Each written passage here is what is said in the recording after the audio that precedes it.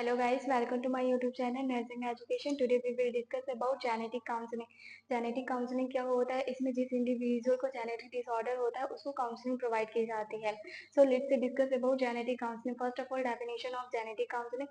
It is a process of communication, the intent of which is to provide individuals and the families having a genetic disease or at a risk of such a disease with information about their condition to explore the personal consequences of their information and to provide information that could allow couples at a risk to make informed reproductive decision. Genetic counselling communication की एक process होती है जिसमें genetic counselling provide किया जाता है individual और उसकी फैमिली को जिसको जेनेटिक डिसऑर्डर होता है या फिर रिस्क रहता है जेनेटिक डिसऑर्डर होने का. और इसमें जेनेटिक काउंसलिंग ऐसे कपल को प्रोवाइड की जाती है जिनके होने वाले बेबी को जेनेटिक डिसऑर्डर होने का रिस्क रहता है. उनको जेनेटिक काउंसलिंग प्रोवाइड की जाती है ताकि वो अप्रोप्रिएट रिप्रोडक्टिव डिसीजन ले सके. इसका टोटल मीनिंग यही हो जाएगा कि इसमें काउंसलिंग प्रोवाइड की जाती है उस पर्सन को जिसको जेनेटिक डिसऑर्डर होता है या फिर जिसे रिस्क रहता है या फिर ऐसे कपल जिनके होने वाले बेबी को जेनेटिक डिसऑर्डर होने का रिस्क रहता है उनको जेनेटिक काउंसलिंग प्रोवाइड की जाती है. This is the definition of genetic counselling. Now we discuss purposes of genetic counseling. First, to comprehend the medical facts including diagnosis, cause of the disorder and available management.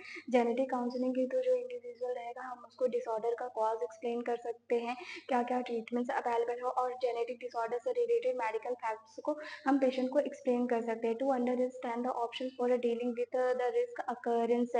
Genetic disorder के risk occurrence को हम patient risk occurrence से deal करने के लिए जो options रहेंगे वो हम पेशेंट को एक्सप्लेन कर सकते हैं. To choose the course of action, this is appropriate for patient according to risk of a disease. Patient के डिजीज के अकॉर्डिंग उसे अप्रोप्रिएट ट्रीटमेंट बताएंगे. To make best possible adjustment to the disorder in an affected family members. जिस individual को genetic disorder होता है उसकी family members की हम हेल्प कर सकते हैं एडजस्टमेंट में through the genetic counselling. These are some purposes of genetic counselling. Now we discuss indications of genetic counselling process. Some of important indications for genetic counseling are as a following. Known or suspected hereditary disease in a patient और family. जिस patient को diagnosed रहता है genetic disorder या फिर suspected रहता है genetic disorder होने के लिए या जिसकी फैमिली में कोई डिसऑर्डर हेरिडिटरी है तो उनको जेनेटिक काउंसलिंग प्रोवाइड किया जाता है. Birth defect in a previous children. ऐसे पेरेंट्स जिनके प्रीवियस चाइल्ड में बर्थ डिफेक्ट देखा गया उनको जेनेटिक काउंसलिंग प्रोवाइड किया जाता है. कंसैंग्युइनिटी. जो कंसैंग्युइनियस मैरिज कपल होते हैं उनको जेनेटिक काउंसलिंग प्रोवाइड किया जाता है. कंसैंग्युइनियस मैरिज क्या होता है? इसमें ब्लड रिलेशन में मैरिज को कंसैंग्युइनियस मैरिज कहते हैं. Unexplained mental retardation. This marks multiple malformations in a child. ऐसे पेरेंट्स जिनके चाइल्ड में मेंटल रिटार्डेशन है मल्टीपल मालफॉर्मेशंस है उनको जेनेटिक काउंसलिंग प्रोवाइड किया जाता है. Exposure to a teratogen during pregnancy. Pregnancy के टाइम पे अगर मदर टेराटोजन से एक्सपोज हुई है तो उसे जेनेटिक काउंसलिंग प्रोवाइड किया जाता है. टेराटोजन क्या होते हैं? ऐसे फैक्टर या सब्सटेंस जो बर्थ डिफेक्ट कॉज कर सकते हैं टेराटोजन कहलाता है. Mothers over 35 years of age. जिन मदर्स की एज 35 ईयर से ज़्यादा होती है उनको जेनेटिक काउंसलिंग प्रोवाइड किया जाता है. Mothers with chronic disease. जिन मदर को क्रोनिक डिजीज होती है उनको जेनेटिक काउंसलिंग प्रोवाइड किया जाता है. Tendency to develop a neurological condition such as Huntington disease. जिनको टेंडेंसी रहता है न्यूरोलॉजिकल कंडीशन डेवलप होने का उनको जेनेटिक काउंसलिंग प्रोवाइड किया जाता है. These are indications of genetic counselling. Now we discuss genetic counseling team. Family of physician. Family जिसको जेनेटिक काउंसलिंग प्रोवाइड किया जाता है. जेनेटिस्ट जो जेनेटिक काउंसलिंग देता है. द नर्स जो जेनेटिस्ट की को असिस्ट करती है जेनेटिस्ट की हेल्प करती है जेनेटिक काउंसलिंग में. Other members of helping professional. Profession के अदर मेंबर जो जेनेटिक काउंसलिंग के प्रोसेस में हेल्प करते हैं. Now we discuss steps of genetic counseling. First introductory phase, assessment phase, diagnostic phase, analysis phase, referral and support phase. अब हम सारी phase को वन बाय वन डिस्कस करेंगे. First we discuss about introductory phase. It is the first phase in the genetic counselling. In this the counselling need to make a good rapport with the individual who seeks the genetic counselling. Introductory phase genetic counselling की पहली phase होती है. इसमें सबसे पहले rapport maintain किया जाता है उस इंडिविजुअल के साथ जिसे जेनेटिक काउंसलिंग प्रोवाइड की जाती है. Second phase है assessment phase. This is a primarily beginning phase of counseling in which the following tasks are tasks are accompanied. Taking the family history and history of pregnancy. Information can also be obtained concerning the events at a birth and postnatally. Carry out a primary assessment of a counseling. Physical examination. Consider potential diagnosis based on collected information. Assessment phase में इसमें information collect की जाती है. इसमें complete family history collect की जाती है. Pregnancy related history collect किया जाता है और ऐसी इंफॉर्मेशन ली जाती है जिनको बर्थ और पोस्टनेटल पीरियड में ध्यान देना जरूरी होता है. और जो काउंसलिंग रहता है उसका असेसमेंट किया जाता है, फिजिकल एग्जामिनेशन किया जाता है और जो भी इंफॉर्मेशन कलेक्ट की जाती है इस पीरियड में उस इंफॉर्मेशन के थ्रू फिर डायग्नोसिस बनाई जाती है. थर्ड फेज है diagnostic phase.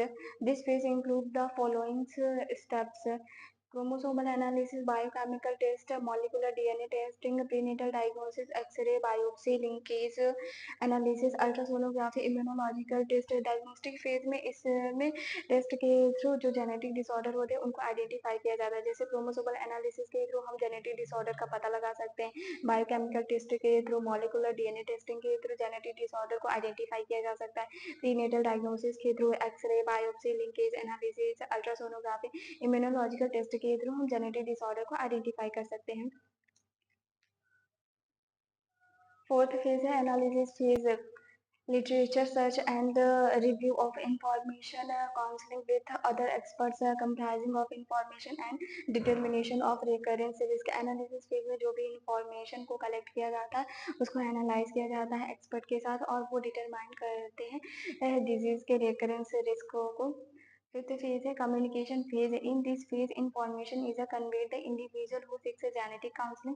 The information may include the diagnosis, estimate, and the risk of recurrence, course of condition, possible therapy, and prognosis. Communication process में information provide की जाती है उस individual को जिसे genetic counseling दिया जाता है. इसमें उसकी क्या diagnosis है और disease के recurrence के बारे में उसे information provide की जाती है और क्या क्या treatment therapies available है और डिजीज के प्रोग्नोसिस को एक्सप्लेन किया जाता है. These are steps of genetic counseling. Now we discuss role of nurse in genetic counseling. The nurse can function within a multidisciplinary setting in genetic counseling by following. First, by assisting with the family history and the pedigree, by visiting in the homes of the individuals to observe other family members, and by collecting pictures that identify others in a family having the problems. सबसे पहले nurse जो रहती है इसमें deep family history को collect करती है और पीडिग्री बनाती है. पीडिग्री में फैमिली से रिलेटेड जो भी इंफॉर्मेशन रहती है उनको डायग्राम्स के थ्रू रिप्रेजेंट किया जाता है. और पीडिग्री बनाने के लिए एटलीस्ट 3 जनरेशन का हिस्ट्री आपके पास होना जरूरी है. और इसमें होम विजिट के थ्रू अदर फैमिली मेंबर जो रहते हैं उनको भी ऑब्जर्व करती है और उनमें जो प्रॉब्लम्स रहते हैं उनको आइडेंटिफाई करती है. The nurse also acts as a data collector who obtain prenatal family and other health history from individual and the family and can give information to clients concerning the genetic clinic or its team members. Nurse जो रहते हैं वो data collector का भी काम करते हैं. इसमें पेशेंट और जो उसकी फैमिली रहती है उसके बारे में कंप्लीट इंफॉर्मेशन डाटा को कलेक्ट करती है. The nurse can also assume the role of family advocate helping each individual obtain the best guidance possible. Nurse जो रहती है इंडिविजुअल को गाइडेंस भी प्रोवाइड करने का काम करती है. The nurse can also assist in a counselling और can do the actual counselling also. Nurse जो रहती है वो काउंसलिंग के प्रोसेस में असिस्ट करने का काम करती है और वह जेनेटिक काउंसलिंग खुद भी कर सकती है. This is all about genetic counseling. Thank you so much. If you like my video, then like, subscribe and share my channel.